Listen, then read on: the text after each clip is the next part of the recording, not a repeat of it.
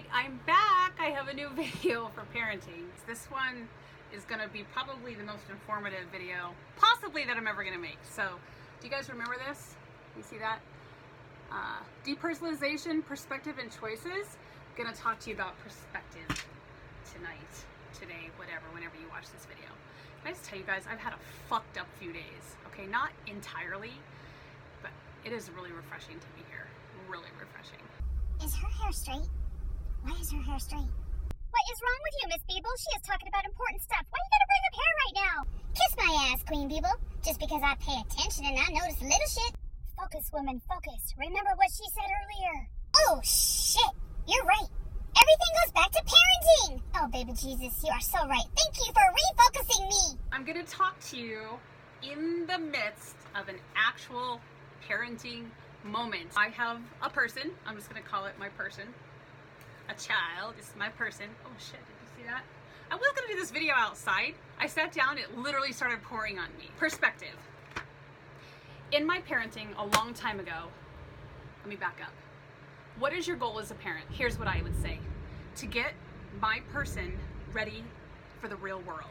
And the way I think about it is my parenting until my kids are whatever age, most people would say 18, is like training camp. I am constantly talking to them about in the moment, what's going on in the moment, and how that relates to what that's going to look like at various points in their life. I don't use the word punishment. There are certain words I just choose not to use. With my kids, I use the word consequences, and I like that word because it's neutral. I think when you say the word punishment, I mean, who doesn't? If you're going to get punished, like who doesn't? What does that do to your body if you're on the other side of that word, okay? Why do we want to use that word? Why do we want to use that word? I suggest not using that word. I like consequences, okay? One of my biggest consequence tools, dun dun dun, you're not even gonna believe this. Writing. Writing, people. Writing is like my number one consequence for my children of all ages. So what do I mean by writing, right? Okay, it's writing sentences, it's writing responses to questions, things of that nature. Let me tell you something. Writing can start so early. Let's get right to the nitty gritty. I have a person who's been talking ugly to me for like over a week. Hit and miss, randomly, like ugly voice, ugly face. Okay, we all know with communication, we say more with our tone of voice and our body language, our facial expressions, than we do with our words, okay? And let me tell you something. This little person has been being a little shithead. The goal in the perspective of writing is depersonalization as well, okay? When you have your young person do writing, all of a sudden you almost take it completely away from yourself, okay? You don't have to be involved, okay? You've got to set this up, okay? But you've got it. So let me just go to like the basics of my writing, okay? So I'm going to give you an example of writing. Can you guys see that? Using an ugly voice is hurtful and disrespectful, okay? So you're going to come up with various sentences and you're going to have them write it however many times. Now, I do this a lot, okay? So sometimes I don't have to do as many. The goal is for them to think, okay? The goal, when we write, we are reading and we are processing and we are learning things that we don't even know that we learn. Back to the rules of writing, okay? When they write, they have to write the whole sentence, okay? We've all been in school, we've all done writing where, okay, you write like the first word using on every single line, and then you go to the second word and you write all of the second word and then the third word. No, that's not going to work, okay? They have to write the whole sentence out each time, okay? That's the way that my writing consequence works. And you know how you can tell if somebody's in a pissy mood when they're writing? By their like, you know, like if they're like clawing. No, you have to, if you're not calm about it, then you're not ready to write. Okay, that's all there is to it. And then writing is kind of the halfway mark, because basically after they do the writing, then we go back and we talk. So we talk about each sentence, okay, and you're gonna see kind of how that plays out. When they have a writing assignment, there are certain privileges they do not get until the entire writing assignment is done, and that means they've done the writing and you've done the talking and you come to an understanding. So you want to write some sentences that directly relate to just exactly black and white for what it is. So that's this first one. Using the ugly voice is hurtful and disrespectful. Okay, something you guys could use for writing for a really young person would be words hurt. Okay, I suggest keeping it simple. Words hurt is a sentence that a very, very young person can use and relate to. Tone of voice is more than my words, okay? So that obviously specifically relates to the fact that communication is not just our words. Communication is tone of voice and body language, okay? And we all know that those are way stronger than the actual words that we use. Let me tell you something else about writing, okay? And this is part of the follow-up conversation. When your young person is writing a sentence that says tone of voice says more than my words, they are processing that not only is their tone of voice what says more than words, but other people's tone of voice say more than words, okay? So that's part of the perspective, is that because part of the follow-up conversation that I have with my kids is that, hey, I am teaching you to do this, to be this kind of person, but in turn, that is teaching you to accept or not accept and have good boundaries on the people that are in your world. Does that make sense? All right, next sentence. The way I talk is about me. Yeah, right. So we all hear this, right? And I say this, look, I am a stickler for this. You know what? Everything that comes out of your mouth is about you. It's way more about you than it ever is about me. And that holds true, okay? If you sit and observe and watch a person talk and just listen, you'd be like, it's quite a story you're telling me. They need to know that the way they talk is about them. You've got to teach this to young people early on, because it has an impact on how they are as a young adult and through the rest of their entire lives, you guys. The rest of their whole lives. I always have a choice to talk nicely. You know what? Damn straight you do. Better think about that. Let me ask you something. If you get pulled over by a police officer, you better think about how you're going to talk. If you're at school and you're tired and it's early in the morning and your teacher's talking to you and you pop out with some ugly shit, you haven't thought about what you're going to say.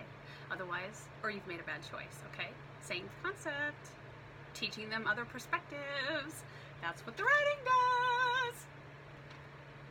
I literally could talk about this all day and all night. Like, I'm not even kidding you. So, all right, the next one is this is like for the intermediate to advanced writer. Write a story about a 25-year-old that gets pulled over in her car for speeding.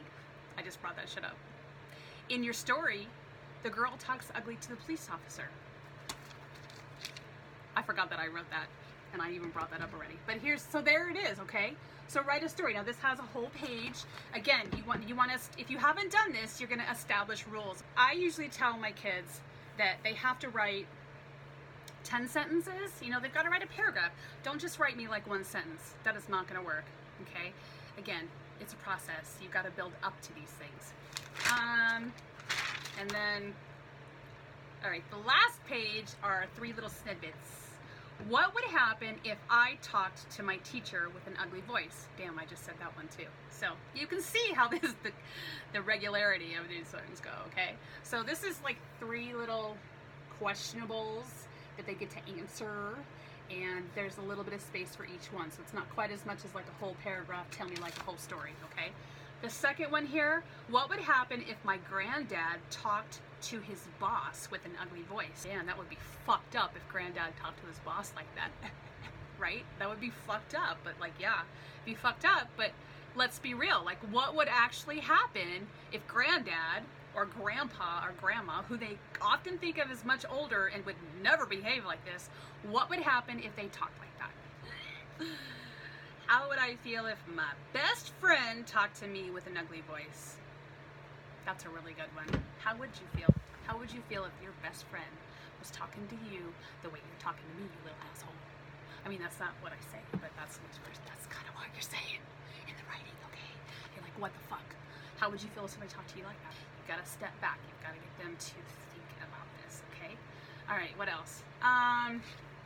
What if they don't want to do writing? What if they're like, I'm not doing writing.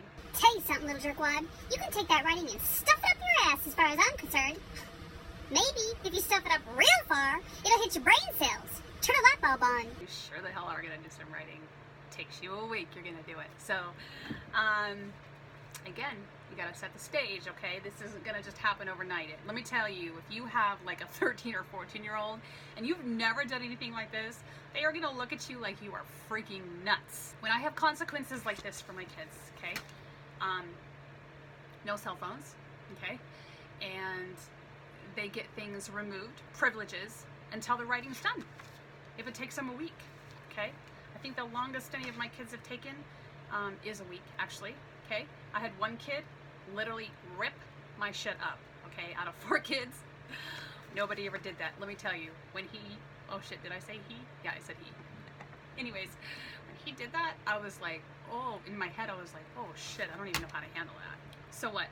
He thought if he ripped it up, he wasn't gonna have to do it, right? And I was like, okay, all right, well, let me know how that works out. You made a choice, right? There's that third word. You made a choice, and here's a couple ways that I can think of on how you can handle that. You can tape it back together. You can puzzle it together on a table and rewrite the sentences and then do your work. There's a couple ideas. Why don't you think about that? The more you let that shit sit, the more power it has, okay? Depersonalize. Do not take it personal. The power. This is so powerful. Oh my gosh. I gotta tell you guys a short story. Like, you wouldn't even believe this. Short story time. One of my children has a stepsister, and the stepsister used to come over and hang out with us, okay? And there were times when my child had to do writing. So this is a story that I heard a little later in life. The stepsister was at her own home, and she made some mistakes. And then her daddy went to her and was about to do some consequences, and the stepsister said, please don't make me do writing, Daddy. Please don't make me do writing. I'm like, what's her face, mother? Don't make me do writing. So let's fast forward, and they did their writing. After the fact, what I do is I go back and I talk to them about each one. So again, just look at the sentence, I've showed them to you, and just think of the idea that you want to be really raw with a young person, and you want to keep it very real, okay? And you want to just say to them, like, hey, you know, yeah, look, it hurts my feelings. It doesn't feel good when you talk to me like that, but I have a bigger job to do, okay? And you can even say to your kids, like, I am here to get you ready for the world. This is like training camp, and be glad you're here and not learning these lessons in the real world. That's another thing that you can do in writing. You can actually, you know, you can talk about, I've had writing where I've said things like, you know, if I was 25 and I did blah, blah, blah, the consequence would be blah, blah, blah, okay? So that they're actually getting a very real sense of what real life consequences look like before they fucking get there. The idea is that you go over each one and you help them understand that what's going on in the moment right now, yes, is important in the real moment, but there's a bigger picture and you have a bigger job. So I literally try to use everything that goes on with my kids as an opportunity to keep it in perspective of the rest of their life. And sometimes I get a little crazy with it, but they're used to it. But the more you do it, the better, because they really get a true glimpse of what real life looks like.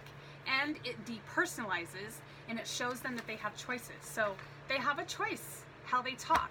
We have a choice on what voice we use. We have a choice on what words we use.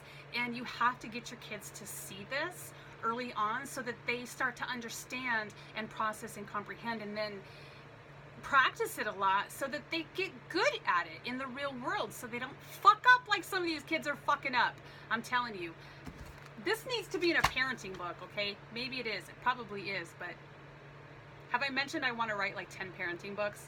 In my head, over the last 27 odd years of parenting, in my head I've written like 10 books. That's why I started doing these videos, because I'm like, well, I gotta do something with all this shit up in my head for parenting. So there you go, okay? Back to my 3 parenting words: depersonalization, perspective, and choices. I'm telling you, these are golden. This is golden. Remember that part where I was talking about like scribbling, and if they're being really aggressive in their writing or not calm about it, give them another page, okay? Add another page. You know what?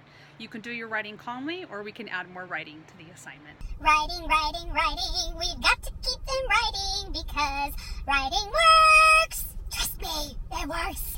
All right, everybody. All right, you've got to share this video because it takes a village to raise a child. Not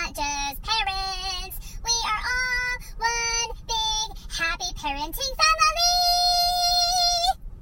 So pass the message forward.